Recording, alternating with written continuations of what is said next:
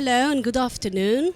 We are joined now here with two very impressive women, the Honorable Michelle Flournoy, former Undersecretary of Defense for Policy in the US, and perhaps also future Secretary of Defense, maybe, and the Honorable Jane Herman, who was 9 terms in Congress and served on all the major security committees. Today they are both leaders of think tanks, major think tanks in the US. And we want to talk a little bit about women in security-related issues, in negotiations. Even if we look here at the list of speakers in this conference, we see that, and in other similar conferences, that there are very few women. So maybe let's start with the question, why? Why do you think this is the case? And what can and should be done to change this reality? I think that in national security in many countries has traditionally been a very male-dominated environment, often people with prior military experience coming in with their expertise and so forth.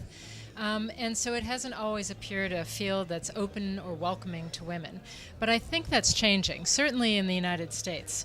You have really several generations of women who are reaching increasing levels of responsibility and influence in the field, and I think as they've become more visible, that's attracted more women into the field to follow them. So I certainly know that in the Clinton administration, my first job in the Pentagon, there was less than 2 handfuls of women in leadership positions. When I left as undersecretary, there were several dozen. So it is changing over time, maybe not quickly enough, but it is changing.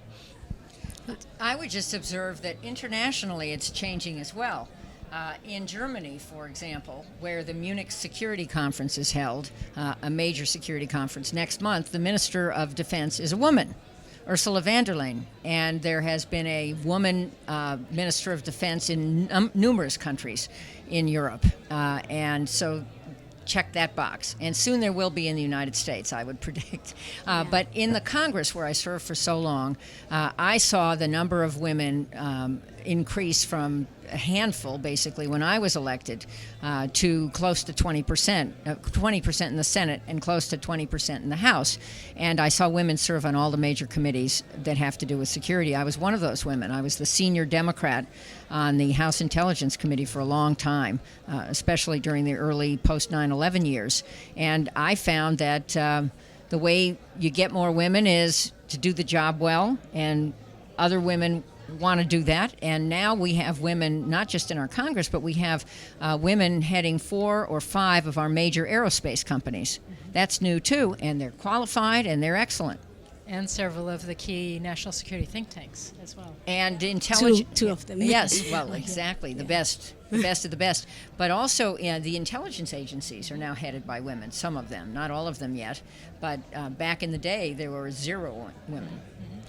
So when we talk about it, and when I'm asked why should women be there, I say, well, we're 50% of the population. We need to be represented in decision making. But there's also the question. Some say that women also bring different qualities, capabilities, and characteristics to the negotiation table, to decision making processes. Others say that it really depends upon the specific individual, and there's nothing, gender is not relevant. What do you think? Is gender relevant? Are there different traits in women? Well, I do think it depends on the individual somewhat. That said, all of the business literature that's looked at high-performance organizations and quality decision-making have done studies that say the more diverse your team in terms of background, perspective, experience, the better quality decisions you're going to get out of that team and the higher performance for the organization. In addition, I think from a talent perspective, you don't want to leave half your population on the table. You want to draw the best talent from your entire population. Diversity has always been a source of national strength for the United States. And I also think in a democracy, you want your leadership to actually look like your population.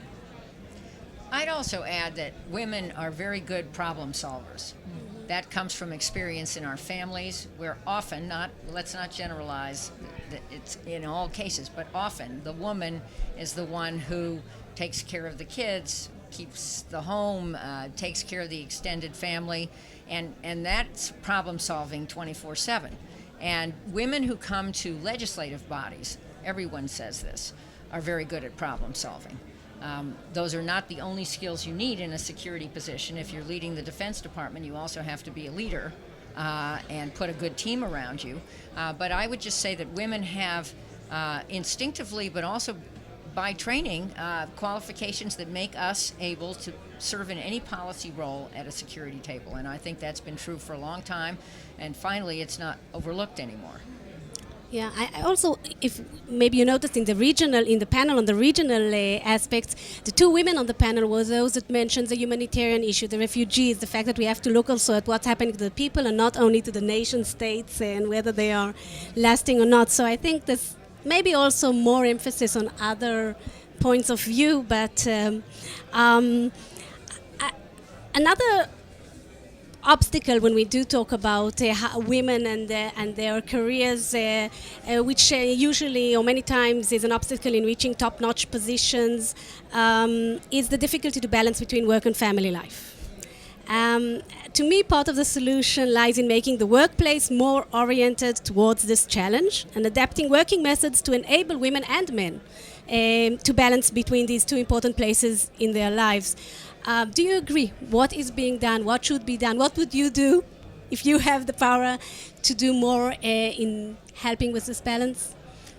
I've had the chance to experiment a little bit with problem solving in this area, both when I was in the Pentagon and now running my think tank, CNAS. And I find that both men and women want what I call predictable time off. They may be still working very hard, long hours, but if they can have predictable time off to attend to a family member or some other personal priority, it goes a very long way, not only in terms of morale, but also in terms of quality of performance. And so I think you can create, there are all kinds of management approaches to get teams to cross-cover for each other, to deliver for each individual that predictable time off. And I find, particularly working with the next generation and younger professionals coming up in their careers, I find at CNAS I'm getting as many requests for paternity leave as I am for maternity leave. And part of maintaining and retaining the best possible talent in the organization is making sure that people can be excellent professionals and excellent parents as well. But it's never easy. It's not easy. I have 4 children, and I remember so many of the tugs and pulls raising them while I had a big career. They're all adults now. I think Michelle still has 1 at home. Teenagers, 2 at home. Yeah. And now I have 5 and almost 6 grandchildren, and that's a much better role because they go away. And I'm teasing, but I'm proud of the fact that somehow by giving up sleep, I think I made it through all those years. And even with paternity leave and flex time and the rest of it, if you want to do a good job, which most women always want to do and do, you still have those tugs. And I say you can have it all, but not necessarily all at once. And every single day is a rebalancing act. Yeah, no, that's very true. It takes a lot of juggling and rebalancing and trying to find that equilibrium and renegotiating it all the time on a personal basis. My point is just that I think there's much more that we in the workplace, that, in terms of policies and systems, we can do more to support men and women who want to find more of that balance, even as they are high-performing contributors in their field. And I think it's you have 4 children. I know we had an earlier conversation. You managed to do it too. It's worth trying to do it. I mean, my advice to any woman out there is don't give up marriage and family because your job is hard. If your job is hard, work harder at marriage and family too, and you'll have a much richer life. And to the women bosses, remember how it was when you were young mothers. Don't schedule meetings that you don't have to in the evening when it's bedtime. So maybe one last sentence. A young girl comes to you and says, "I want to be the Secretary of State of Defense, President. Mm-hmm. What should I do? Where should I put the emphasis? How should I get there?" I always say, follow your passion, find a way to serve. Choose the boss, not the job. Your point about the boss, find the mentors out there. Find the people who are going to invest in you, who are going to make it work for you. Be excellent. Do your absolute best, and that will propel you forward more than anything else. One last 3 points. First of all, when a woman asks me that, I always answer. I make time to try to mentor younger women, and women need to make time to help women. That would be one point. The second point is I say, as Michelle just did, follow your passion. Do what you're interested in. But my third point is don't quit. Never, never quit. Things will get hard. But don't abandon that, and don't be afraid to fail. Failure is actually your friend, and we all fail. And you become stronger if you get through a failure, keep smiling, and keep your head up. Yeah. And I think that many more women than permit themselves to do it could have these big roles if they just didn't opt out. I would also just say find your sisters, because they can be a tremendous support, source of support. It's true. That's right. Women help. Not all women help women, but those who do help women become dearest friends, and it matters. So thank you. It has been a privilege, a pleasure, and thank you to those watching us. We will soon come with the next panel.